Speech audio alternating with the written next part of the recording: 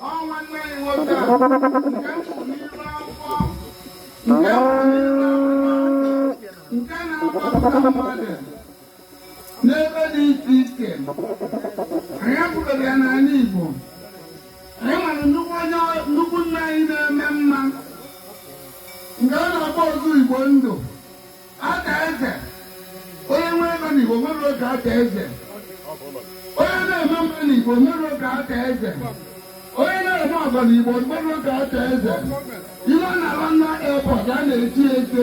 Iwe na-adị ya a na-eti ete. Iwe na-abụja a na-eti ete. Nwoke nwere kam maka ya. Ọ bụ etu a ka anyị n'Igbo niile agbakọkwa ọnụ wee celebrate Prince Eze N'Ukpo Injinia the Prince of Africa. Etu a enere m anya n'iru afọ ife ọgọ nwanne anyị nwoke na-eme. Mgbe eze ya dịka ike nyere m dịka tupu eze afọ Odenigbo one of Igbo land. Ego ọdịnala omenala Igbo gburugburu. Ego ọba aka gị ọba ndị Igbo gburugburu. Chineke nọ n'elu, Chineke nọ n'ala. And the spirit of Ogbu Ezumezu Igbo nke nyere anyị ikikere registered with CAC, with Federal Republic of Nigeria. Nyere m ike ka anyị wee na-akwalite asụsụ, ejimmalụ, echichi na ihe eji mara Igbo.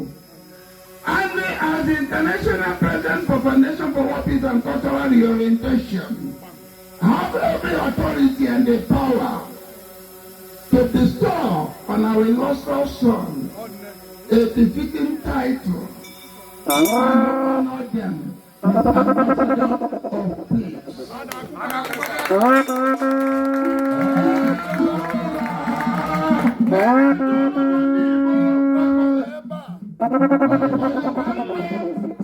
Onye lụọ asịna-ese onye bụrụ